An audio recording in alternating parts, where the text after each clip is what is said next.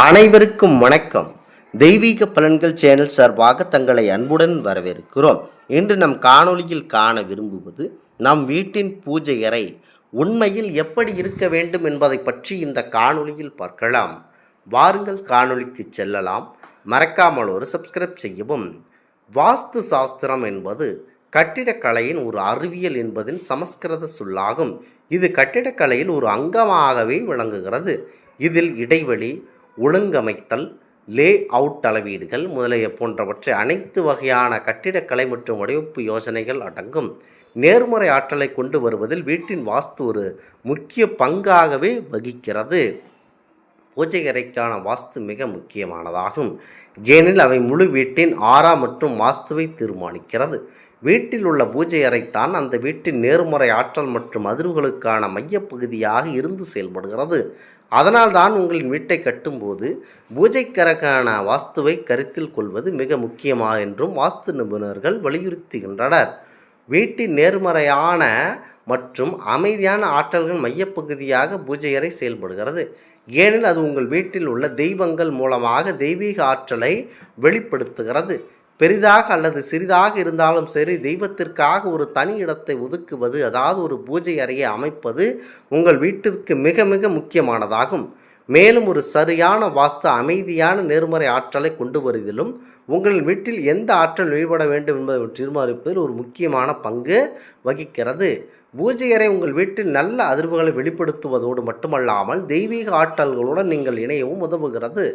வாஸ்து உங்களின் வீட்டிலிருந்து எதிர்மறை ஆற்றலை நீக்கி மகிழ்ச்சியான நேர்மறைகளும் நிறைந்திருக்கச் செய்கிறது. வாஸ்து சாஸ்திரத்தின் கோட்பாட்டுகளின்படி பூஜை அறைக்கான வாஸ்து சரியான மூலம் உங்கள் வீட்டில் நேர்மறையான மற்றும் தெய்வீக ஆற்றல் நிறைந்திருக்க உதவுகிறது. முக்கியமாக பூஜை அறைக்கான வாஸ்துபடி பூஜை அறை அமைப்பதற்கு பரிந்துரைக்கப்பட்டுள்ள ஒவ்வொரு திசையும் ஒரு சிறப்பான திசை குறிக்கிறது. இதனால் தான் பூஜை அறை அமைக்கும் இடம் பூஜை அறைக்கான வாஸ்துவின் மிக முக்கிய பகுதியாக விளங்குகிறது. அதாவது வடகிழக்கு திசையானது பூஜை அறைக்கான சிறந்த திசையாக கருதப்படுகிறது. ஏனெனில் அது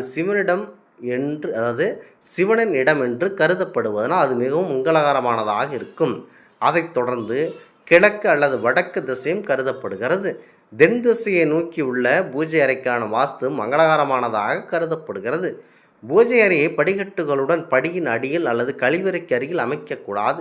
ஏனெனில் இந்த இடங்கள் அமங்கலமானதாக கருதப்படுகின்றன. தரைதளத்தில் அல்லது உயரமான தளத்தில் பூஜை அறை அமைக்கப்பட்டதை உறுதி செய்ய வேண்டும்.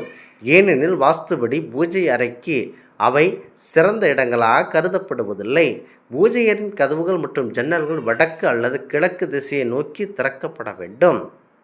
பூஜை அறையை வாஸ்துவின்படி நேர்மறை அதிர்வுகளுக்கான பூஜை அறையில் பிரமிட் வகையிலான கூரைகள் பரிந்துரைக்கப்பட வேண்டும். பூஜை அறை வாஸ்துவின்படி கிழக்கு பார்த்து இருக்கும் வீடுகளில் பூஜை அறை தெற்கு அல்லது கிழக்கு மூலையில் கண்டிப்பாக இருக்க வேண்டும். பூஜை அறைக்கான வாஸ்துப்படி பூஜை அறையில் உள்ள சிலைகள் ஒன்றை ஒன்று பார்த்தபடி இருக்கக்கூடாது மற்றும் சுவற்றுக்குள் நெருக்கமாகவும் இருக்கக்கூடாது. சிலைகளை வடகிழக்கு திசையில் வைக்க வேண்டும்.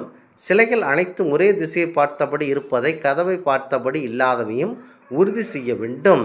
சிலைகளை சுற்றி நல்ல காற்றோட்டம் இருப்பதை உறுதி செய்வதற்காக அவற்றை சுவர்களில் சாய்த்து வைக்கக்கூடாது.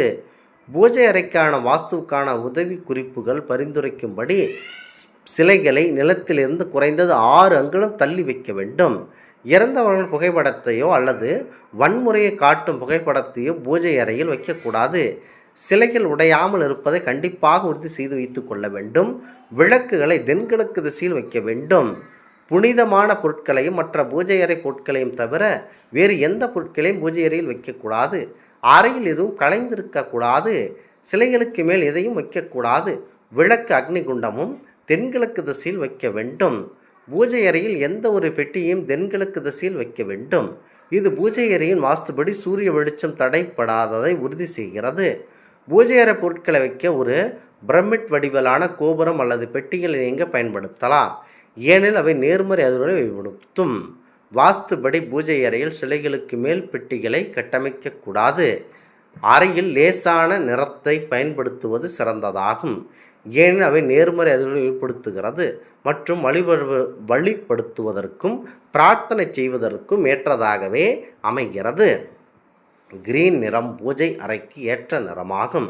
லைட்டான நீலம், வெள்ளை மற்றும் லைட்டான மஞ்சள் நிறங்கள் அமைதியான மற்றும் தியானம் செய்வதற்கேற்ற சுற்றுப்புறத்தை உருவாக்குகிறது. வடகிழக்கு திசையில் உள்ள பூஜை அறைக்கு வெள்ளை நிறம் ஏற்றதாகும். பகல் நேரத்தில் பூஜை அறை வெளிச்சமாக இருப்பதற்கு ஒரு ஜன்னலாவது இருப்பது முக்கிய பங்கு வகிக்கிறது. பூஜை அறைக்கான வாஸ்துபடி இது சூரியனின் நேர்மறையான ஆற்றலும் அதிர்வுகளும் வெளிப்படுத்த அனுமதிக்கிறது. பூஜை அறை மறைந்த பிறகு, சூரியன் மறைந்த பிறகு அறையில் வெளிச்சம் இருப்பதை உறுதி செய்ய வேண்டும். போதுமான வெளிச்சம் இருப்பதை உறுதி செய்ய ஒரு லைட் அல்லது விளக்கை பூஜை அறையில் கண்டிப்பாக வைத்துவிட வேண்டும். பூஜை அறை மிகவும் புனிதமானதாகும். அதை வாஸ்துபடி வைப்பது வீட்டில் மகிழ்ச்சி நிறைந்திருப்பதை உறுதி செய்யும். உங்களின் வீட்டில் நேர்மறை ஆற்றலை அதிகரிக்கவும், உங்களின் புனிதமான மற்றும் மகிழ்ச்சியான வீட்டில் எதிர்மறை ஆற்றல் இல்லாதவை உறுதி செய்யவும் பூஜைக்கறைக்கான இந்த வாஸ்து உதவி குறிப்புகள் அனைத்தையும் கண்டிப்பாக பின்பற்றி செயல்படுத்த வேண்டும். முக்கியமாக பூஜை அறையை நீங்கள் தினமும் சுத்தபத்தமாக வைத்திருக்க வேண்டும். ஆனது சூரியன் மறைவதற்கு முன்பாக நீங்கள் வீட்டை நன்காக வைத்திருக்க வேண்டும். அனைத்து இடங்களிலுமே வீடு கட்டும்போது வாஸ்து சாஸ்திர முறைப்படி ஒவ்வொன்றையும் அமைப்பது போல பூஜை அறையும் அமைக்கிறோம்.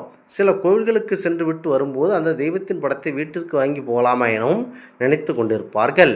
நாம் வாடகை வீடாக இருந்தாலும் சொந்த வீடாக இருந்தாலும் நாம் வசிக்கும் இடத்தை நம்மை காக்கும் தெய்வத்திற்கென்று ஒரு தனியாக இடம் ஒதுக்க வேண்டும். தெய்வத்தின் அருள் இருந்தால் மட்டுமே வாழ்வில் அனைத்து நலன்களையும் பெற முடியும். சில வீடுகளில் தனியாக பூஜை அறை என்பது இருக்கும். ஆனால் வாடகை வீடுகளில், சிறிய வீடுகளில் இருப்பவர்களுக்கு இப்படியான பூஜை அறை அமைக்க வாய்ப்பு இருக்கிறது. ஒரு சிறிய இடத்தை மட்டுமே வழிபாட்டிற்காக ஒதுக்கி வைத்திருப்பார்கள். பூஜை அறை எப்படி இருந்தாலும் எந்தெந்த சுவாமி படங்களை வைக்க வேண்டும், பூஜை அறை எப்படி பராமரிக்க வேண்டும் என்பதில் பல சந்தேகங்கள் இருக்கும். அப்படிப்பட்ட சந்தேகங்களுக்கு இந்த வீடியோ உங்களுக்கு நல்ல விதமானதாகவே அமையும். முக்கியமாக பூஜை அறை அல்லது தெய்வ படங்களை நாம் வைப்பதற்காக ஒதுக்கிய இடம் சிறியதாகவோ அல்லது பெரியதாகவோ, ஆனால் அந்த இடம் சுத்தமானதாக நறுமணம் நிறைந்ததாக இருக்க வேண்டும். இந்த ஆன்மீக தகவல் உங்களுக்கு பிடித்து இருந்தால் தெய்வீக பலன்கள் சேனலை கண்டிப்பாக சப்ஸ்கிரைப் செய்து கொள்ளவும். மீண்டும் ஒரு நல்லதொரு காணொலியில் உங்களை சந்திக்கிறோம். நன்றி, வணக்கம்.